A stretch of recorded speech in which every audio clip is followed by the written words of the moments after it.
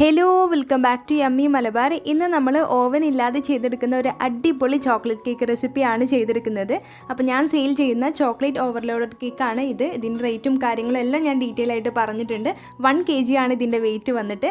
അപ്പോൾ നമുക്കൊട്ട് താമസിയാതെ വീഡിയോയിലേക്ക് പോകാം.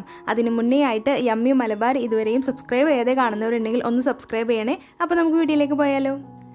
അപ്പോൾ നമ്മുടെ ചോക്ലേറ്റിൻ്റെ സ്പഞ്ച് ചെയ്തെടുക്കാനായിട്ട് 1 കപ്പ് അളവിൽ മൈദ ഇതേപോലെ മെഷർ ചെയ്തിട്ട് നമുക്കൊരു അരിപ്പയിലേക്ക് ഇട്ട് കൊടുക്കാം.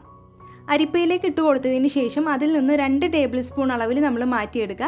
എന്നിട്ട് ആ ഭാഗത്തേക്ക് 2 ടേബിൾ സ്പൂൺ അളവിൽ കൊക്കോ പൗഡർ ചേർത്ത് കൊടുക്കുക. അത് ഡാർക്ക് ആണെന്നുണ്ടെങ്കിലും ഡാർക്ക് അല്ലാത്ത ലൈറ്റ് കൊക്കോ പൗഡർ ആണെന്നുണ്ടെങ്കിലും കുഴപ്പമില്ല. അതിന് കൂടെ തന്നെ 1 ടീസ്പൂൺ അളവിൽ ബേക്കിംഗ് പൗഡറും 1/4 ടീസ്പൂൺ അളവിൽ ബേക്കിംഗ് സോഡയും കൂടി ചേർത്ത് കൊടുത്തിട്ട് നന്നായിട്ട് അരിച്ചെടുക്കുക. എന്നിട്ട് ഒരു വിസ്കോ അല്ലാന്നുണ്ടെങ്കിൽ സ്പൂണോ വെച്ചിട്ട് നന്നായിട്ട് മിക്സ് ചെയ്തിട്ട് മാറ്റി വെക്കുക. ഞാൻ എല്ലാ വീഡിയോസിലും പറഞ്ഞിട്ടുണ്ട്, ഡ്രൈ ഇൻഗ്രീഡിയൻസ് മിക്സ് ചെയ്യുന്ന ഭാഗം ഒരിക്കലും സ്കിപ്പ് ചെയ്യരുത്. നന്നായിട്ട് തന്നെ മിക്സ് ചെയ്തിട്ട് ഒരു സൈഡിലേക്ക് മാറ്റി വെക്കാം. ശേഷം ഒരു മിക്സിയുടെ ജാർ എടുക്കുക. അതിലേക്ക് 1/4 കപ്പ് അളവിൽ പഞ്ചസാര ചേർത്ത് കൊടുക്കുക. അപ്പോൾ നമുക്ക് 1 കപ്പ് അളവിൽ പഞ്ചസാര പൊടിച്ചത് വേണം. അപ്പോൾ അതുകൊണ്ട് 1/4 കപ്പ് അളവിൽ പഞ്ചസാര ചേർത്തിട്ട് പൊടിച്ചെടുക്കുക. ശേഷം ഒരു ബൗളിൽ 3 മുട്ട എടുക്കുക. അതിലേക്ക് 1 ടീസ്പൂൺ അളവിൽ വാനില എസൻസും കൂടി ചേർത്തിട്ട് നമുക്ക് ജസ്റ്റ് ഒന്ന് ബീറ്റ് ചെയ്തെടുക്കാം.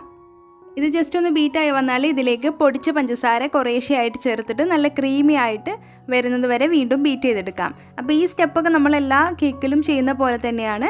ഇത് നന്നായിട്ട് ക്രീമി ആയിട്ട് വരുന്നത് വരെ നമുക്ക് ബീറ്റ് ചെയ്തെടുക്കണം. അപ്പോൾ മുട്ടയും പഞ്ചസാരയും നന്നായിട്ട് ക്രീമി ആയി വന്നിട്ടുണ്ട്. ഇത് ഇത്രയും മതി. ഇനി ഇതിലേക്ക് നമുക്ക് 2 ടേബിൾ സ്പൂൺ അളവിൽ സൺഫ്ലവർ ഓയിൽ ചേർത്ത് കൊടുക്കാം. സൺഫ്ലവർ ഓയിൽ അല്ലാന്നുണ്ടെങ്കിൽ ബട്ടർ മെൽറ്റ് ചെയ്തത് ചേർത്ത് കൊടുത്താലും മതി. ഓയിൽ ചേർത്ത് കൊടുത്തതിന് ശേഷം ജസ്റ്റ് ഒന്ന് മിക്സ് ചെയ്യുക. എന്നിട്ട് ബീറ്റർ ഓഫ് ചെയ്തതിന് ശേഷം നമുക്ക് ഇതിലേക്ക് ഡ്രൈ ഇൻഗ്രീഡിയൻസ് കുറേശ്ശെയായിട്ട് ചേർത്തിട്ട് ഒരു സ്പാച്ചിൽ വെച്ചിട്ട് ഫോൾഡ് ചെയ്തിട്ട് എടുക്കാം. അപ്പോൾ നിങ്ങൾ ബിഗിനർ ആണെങ്കിൽ ഇതേപോലെ തന്നെ ചെയ്തെടുക്കുക. നമ്മൾ ബീറ്റർ വെച്ചിട്ട് മിക്സ് ചെയ്ത് കഴിഞ്ഞാൽ നമ്മുടെ കേക്കിൻ്റെ സ്പഞ്ച് ഹാർഡായിട്ട് മാറും. അപ്പോൾ ഏറ്റവും നല്ലത് നല്ല സോഫ്റ്റ് ആയിട്ടുള്ള കേക്ക് കിട്ടാനായിട്ട് നമ്മൾ ഡ്രൈ ഇൻഗ്രീഡിയൻസ് മിക്സ് ചെയ്യുമ്പോൾ ബീറ്റർ യൂസ് ചെയ്യാതിരിക്കുകയാണ് നല്ലത്. അപ്പോൾ first batch dry ingredients just ഒന്ന് മിക്സായി വന്നാൽ ഇതിലേക്ക് ഒരല്പം പാലും കൂടി മിക്സ് ചെയ്യുക. അങ്ങനെ നമ്മൾ ആൾട്ടർനേറ്റ് ആയിട്ട് ചെയ്തെടുക്കുക. അല്പം നമ്മുടെ ഡ്രൈ ഇൻഗ്രീഡിയൻസ് ചേർക്കുക, പിന്നെ പാല് മിക്സ് ചെയ്യുക. അങ്ങനെ നമുക്കിത് മിക്സ് ചെയ്തെടുക്കാം. ടോട്ടലായിട്ട് 1/4 കപ്പ് അളവിൽ പാലാണ് നമ്മൾ യൂസ് ചെയ്തിട്ടുള്ളത്.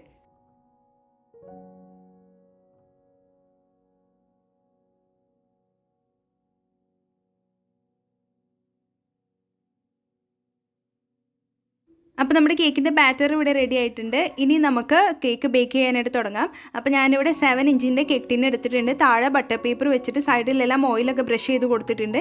ഇതിലേക്ക് നമ്മുടെ കേക്ക് ബാറ്റർ ഒഴിച്ച് കൊടുത്തതിന് ശേഷം ഒന്ന് ടാപ്പ് ചെയ്തിട്ട് പ്രീ ഹീറ്റ് ചെയ്ത പാനിൽ വെച്ചിട്ട് നമുക്ക് 40 മിനിറ്റ് ഇതൊന്ന് ബേക്ക് ചെയ്തെടുക്കാം. അപ്പോൾ 40 മിനിറ്റ് ശേഷം ഇനി നമുക്ക് തുറന്നു നോക്കാം. അപ്പോൾ ഇത് നമ്മുടെ കേക്ക് ഇവിടെ ബേക്കായി വന്നിട്ടുണ്ട്. ഇനി നമുക്ക് ചൂടൊക്കെ മാറിയതിന് ശേഷമാണ് ഞാൻ കേക്ക് ടിന്നിൽ നിന്ന് ഡിമോൾഡ് ചെയ്തെടുക്കുന്നത്. ചൂടോടെ നമ്മൾ ചെയ്തെടുത്താൽ കേക്ക് പൊട്ടിപ്പോരും. പിന്നെ ഏറ്റവും നല്ലത് നമ്മൾ കേക്ക് ചെയ്തെടുക്കുമ്പോൾ ബട്ടർ പേപ്പർ വെക്കുന്നതാണ് ഏറ്റവും നല്ലത്. അങ്ങനെ ആകുമ്പോൾ നമുക്ക് ഡിമോൾഡ് ചെയ്തെടുക്കാനൊക്കെ വളരെ ഈസി ആയിരിക്കും. ഇനി നമുക്ക് ക്രീം ബീറ്റ് ചെയ്തെടുക്കാം. അപ്പോൾ 1 കപ്പ് അളവിൽ ക്രീം ഞാൻ ഒരു ബൗളിലേക്ക് ഒഴിച്ചു കൊടുക്കുന്നുണ്ട്. ഫിയോണ ക്രീമാണ് യൂസ് ചെയ്യുന്നത്. അത് നമുക്ക് നന്നായിട്ടൊന്ന് ബീറ്റ് ചെയ്തെടുക്കാം. അപ്പോൾ ക്രീമും ഇവിടെ റെഡി ആയിട്ടുണ്ട്. ഇനി നമുക്ക് കേക്ക് അസംബിൾ ചെയ്ത് തുടങ്ങാം. അപ്പോൾ അതിനായിട്ടൊരു കേക്ക് ബോർഡ് എടുത്തിട്ടുണ്ട്. അതിലേക്ക് ഒരല്പം ക്രീം ആക്കി കൊടുക്കുക. ശേഷം നമ്മുടെ കേക്കിൻ്റെ ഫസ്റ്റ് ലെയർ വെച്ച് കൊടുക്കുക. ഷുഗർ സിറപ്പ് കൊണ്ട് വെറ്റ് ചെയ്ത് കൊടുക്കുക. അപ്പോൾ നമ്മൾ ഷുഗർ സിറപ്പായിട്ട് യൂസ് ചെയ്തിട്ടുള്ളത് പാലാണ്. പാലിലേക്ക് ഒരല്പം ചോക്ലേറ്റ് ഗനാഷ് കൂടി മിക്സ് ചെയ്തെടുത്ത നമ്മുടെ ഷുഗർ സിറപ്പാണിത്. അത് നന്നായിട്ടൊന്ന് വെറ്റ് ചെയ്ത് കൊടുക്കുക. ശേഷം ക്രീം സ്പ്രെഡ് ചെയ്ത് കൊടുക്കാം.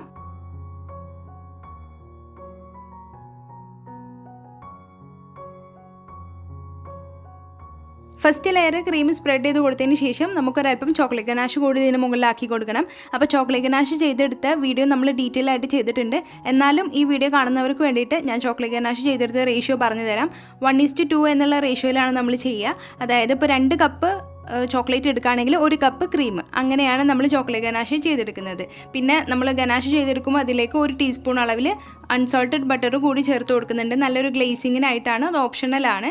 ഇനി ഇതേപോലെ നമുക്ക് എല്ലാ ലെയറും അങ്ങ് ചെയ്തെടുക്കാം.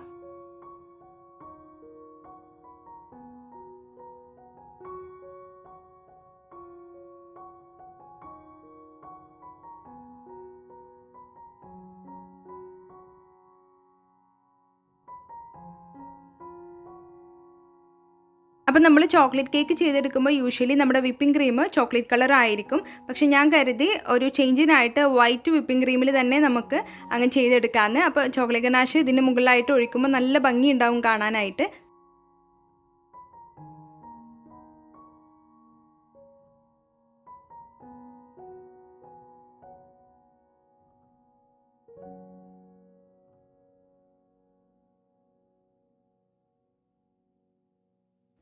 അപ്പോൾ കേക്കിൽ ക്രീമെല്ലാം സ്പ്രെഡ് ചെയ്ത് കൊടുത്തു കഴിഞ്ഞാൽ നമുക്ക് കേക്ക് ബോർഡ് ഒന്ന് ക്ലീൻ ചെയ്തെടുക്കാം. അപ്പോൾ കേക്ക് ബോർഡോട്ട് ക്ലീൻ ചെയ്തെടുത്തിട്ടുണ്ട്. എന്നിട്ടൊരു 15 മിനിറ്റ് ഇത് ഫ്രിഡ്ജിൽ വെച്ച് തണുപ്പിച്ചെടുത്തതിന് ശേഷം ആണ് നമ്മൾ ഇതിൻ്റെ മുകളിലേക്ക് ചോക്ലേറ്റ് ഗനാഷ് ഒഴിച്ചു കൊടുക്കുന്നത്. അപ്പോൾ നമ്മുടെ ചോക്ലേറ്റ് ഗനാഷ് ഒഴിച്ചു കൊടുത്തപ്പോൾ ഇത്തിരി തിക്കായി പോയിട്ടുണ്ടായിരുന്നു. അപ്പോൾ ഞാനൊരു അല്പം നേരം ചൂടുവെള്ളത്തിൽ ഒന്ന് ഈ ബൗൾ ഇറക്കി വെച്ചതിന് ശേഷമാണ് സെക്കൻഡ് ടൈം ഇതിൻ്റെ മുകളിലേക്ക് സ്പ്രെഡ് ചെയ്ത് കൊടുക്കുന്നത്. അപ്പോൾ നമ്മുടെ ചോക്ലേറ്റ് ഗനാഷ് ചെയ്തെടുത്തതിന് ശേഷം ഞാൻ ഫ്രിഡ്ജിലൊന്നും വെച്ചിട്ടില്ല. ഇത് റൂം ടെമ്പറേച്ചറിൽ ഇരുന്നിട്ടാണ് ഇത്രയും തിക്കായി വന്നത്. അപ്പോൾ നിങ്ങൾ ചെയ്തെടുക്കുമ്പോൾ ഇതേപോലെ ആവുകയാണെങ്കിൽ ഞാൻ പറഞ്ഞ പോലെ ഒരല്പം ചൂടുവെള്ളത്തിൽ ഈ ബൗൾ ഒന്ന് ഇറക്കി വെച്ച് കൊടുത്താൽ മതിയാവും.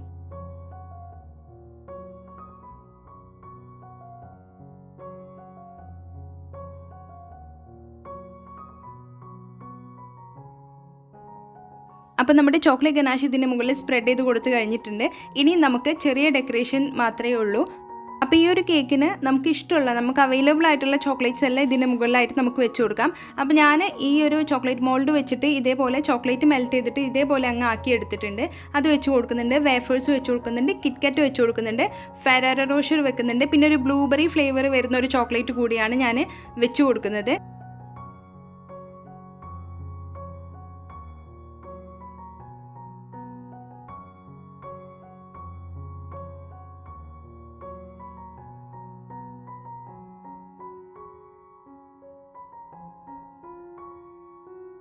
പിന്നെ ഒരല്പം മാഷ്മെലോസ് കൂടി വെച്ച് കൊടുക്കുന്നുണ്ട്. ചോക്ലേറ്റ് ഗനാഷ് ഒരു പൈപ്പിംഗ് ബാഗിലാക്കിയിട്ട് ഇതേപോലെ മുഴുവനായിട്ടൊന്ന് ഡിസൈനും ചെയ്ത് കൊടുക്കുന്നുണ്ട്. പിന്നെ ഒരല്പം ഗോൾഡൻ ഡസ്റ്റ് ഒന്ന് സ്പ്രേ ചെയ്ത് കൊടുക്കുന്നുണ്ട്. അതും കൂടി കഴിഞ്ഞാൽ ഇതാണ് നമ്മുടെ കേക്കിൻ്റെ ഫൈനൽ ലുക്ക് വന്നിട്ട്. ഹാപ്പി ബർത്ത്ഡേൻ്റെ ഒരു ടോപ്പറും കൂടി വെച്ച് കൊടുക്കുന്നുണ്ട്. അപ്പോൾ ഈ കേക്കിൻ്റെ റേറ്റ് വന്നിട്ട് നമുക്ക് 950 രൂപ മുതൽ 1100 രൂപ വരെ ചാർജ് ചെയ്യാം. അത് നമ്മൾ യൂസ് ചെയ്യുന്ന ചോക്ലേറ്റ്സിനനുസരിച്ചിട്ട് മാറ്റം വരും. എത്രത്തോളം ചോക്ലേറ്റ്സ് യൂസ് ചെയ്യുന്നോ അത്രയും മാറ്റം വരും നമ്മുടെ ഈ ഒരു കേക്കിൻ്റെ റേറ്റ്. ഞാൻ അങ്ങനെയാണ് ചാർജ് ചെയ്യാറ്. അപ്പോൾ എല്ലാവർക്കും ഇന്നത്തെ ഈ ഒരു വീഡിയോ ഇഷ്ടമായി എന്നാണ് എൻ്റെ വിശ്വാസം. ഇഷ്ടമായാൽ എല്ലാവരും ഒന്ന് ലൈക്ക് ചെയ്യുക, ഷെയർ ചെയ്യുക. പിന്നെ ചാനൽ ഇതുവരെയും സബ്സ്ക്രൈബ് ചെയ്യാതെ കാണുന്നവരുണ്ടെങ്കിൽ ഒന്ന് സബ്സ്ക്രൈബ് ചെയ്യണേ. താങ്ക്